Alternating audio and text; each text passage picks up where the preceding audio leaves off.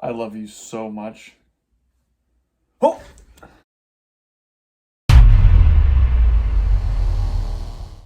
What is up, guys? Welcome back to the channel. It's your host, Angel.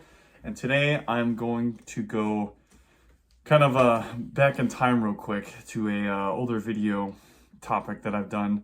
I think I've done it twice, actually. But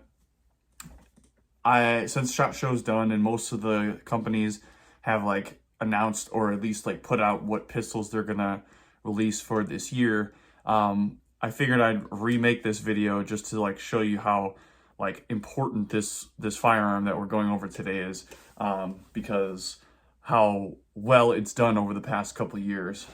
So today we're going to be going back over the Island Tac Ultra FSHC double stack 9mm. It is a 2011 with a 19 round mag, and I love this thing. So let's get into it.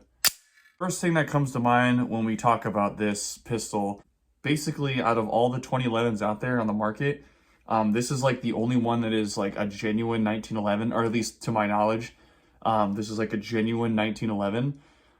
Because most 2011s, they are separated into two separate pieces. So the grip is usually one piece, and then there's a screw or pin that holds the slide to the frame that holds it into one piece. But this is actually like a standard 1911 rail where the whole entire receiver and grip is all one piece of metal, like a normal standard 1911. It is, obviously, it's also chambered in 9mm. So for like all the 2011s out there, this is like probably one of the smoothest firing pistol I have ever fired, because I have fired other 2011s from different companies. Like I have fired the Prodigy before. I have fired the Staccato P. Actually, I fired both the Staccato P and C. There's a couple others out there. A couple of them that are more expensive, like, well, not more, very expensive, like the Terran Tactical Staccato, and then there's the Nighthawk Custom. See, if you know the 2011 game, those are extremely expensive. I think the cheapest one out of all of those is the Prodigy, which is probably what most of you guys have if you are into the 2011 game. But this pistol, I always recommend, because I used to work at a gun store, so whenever somebody would come into the store and ask about 2011s, I would always ask them what their experience is with any of the 2011s, because there are no firearms out there that shoot very similar to a 2011 other than an actual 2011. I guess the only pistol I could compare it to would be the CZs, like the Shadows. Those are probably the only like firearms that are comparably close to the 2011 game. But the whole reason why this one stood out to me, especially when I found out about it, was, well, one, it actually has a full tactical rail. Most 2011s nowadays have them, but I know a couple of them that don't have them. But that was a big deal. The fiber optic front sight was pretty nice. And really the only thing that this thing doesn't have that the other 2011s have is the plate for optics cut. But there are a couple of companies out there that actually do milling for this slide. You just send it out to them. I think the most popular one that does it for this specific firearm is Hayes Customs in Texas. They do a couple options for this. They have, you can upgrade the button, you can upgrade the slide, the sights, and I think they have a couple others. The safeties, because this does have a dual ambi safety on both sides. So some people don't like that. I don't mind it. My fingers are very skinny, so they're long, but they're skinny. So I don't have that problem of actually bumping that safety on the right side with my finger. But really, this thing has performed amazing since I've owned it. I've had it for about almost, a year and a half now, almost 2 years. And out of all the pistols I have fired, this one has performed the best. It has undoubtedly been an amazing firearm to shoot. There is no, virtually there's no recoil with this thing. It pretty much just is a laser beam when it comes to shooting 9mm. I know probably you guys have seen this, I haven't said it yet. This is an Odin Armory gas pedal. So it actually replaces the slide release, so I didn't have to mill anything out for this. All it was you pretty much just install it for like a normal slide lock and slide release, and it pretty much just functions as that. So when you fire, obviously it's locked back right now because you don't have pressure. You do have to maintain that pressure to keep it forward, but when it comes to shooting, you know, with your thumb forward like that, it really does keep the recoil stabilization in control when this thing really had no recoil in the first place. So adding that upgrade, it basically made this thing like competition ready out of the box. So the biggest thing and why I'm recommending or making this video is because, like I said in like the first couple minutes of this video, everyone is like, well, why is this 2011 better than the other 2011s? So obviously the price point is really where you're getting at with this. So the price point for this pistol, I think full price without this upgrade, I'll go into that after I talk about this, but full retail for this pistol is I think I paid like $650 on it. So $650 for a 2011. That is insane. This is pretty much the world's cheapest 2011. There is no 2011 out there that's this cheap. I think there's a couple others that are just shy of $1,000.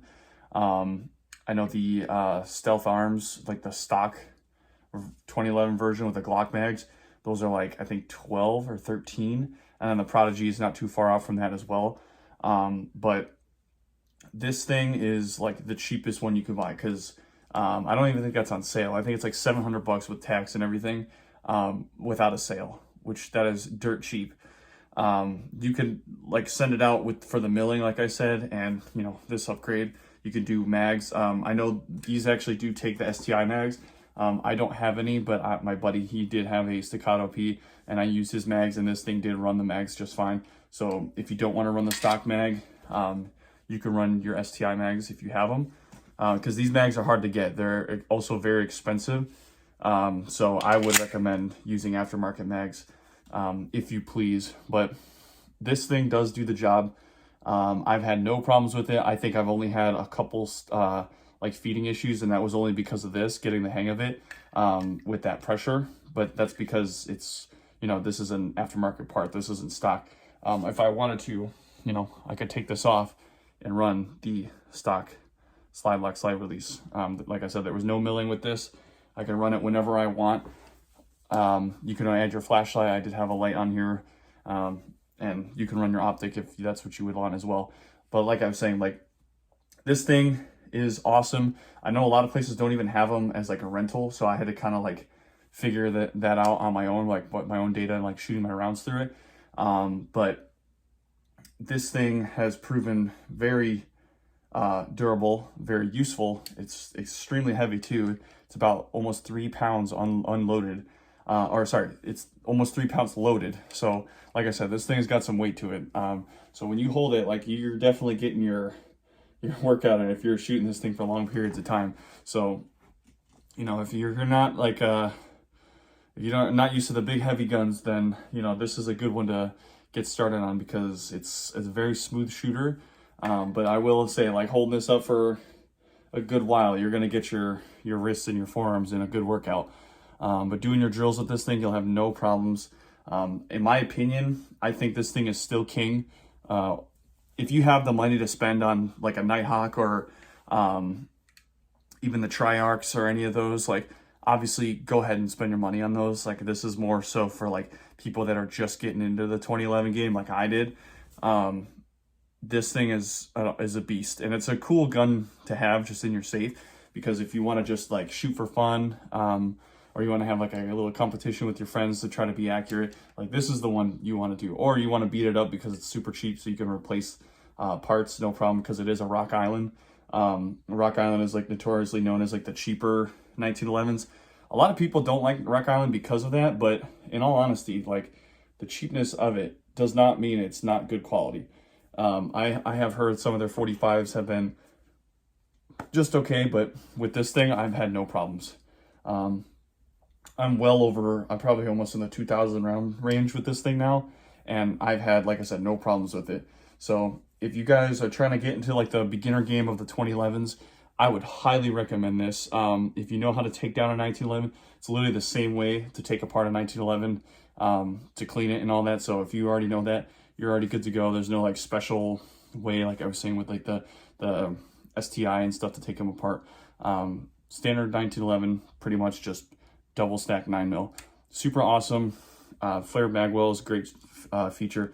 Skeleton hammer, skeleton trigger, all that stock. So that's pretty much it. I'm going to post a couple of videos of me shooting this thing in the video, but thanks for watching, you guys. I'll see you guys in the next one. Peace.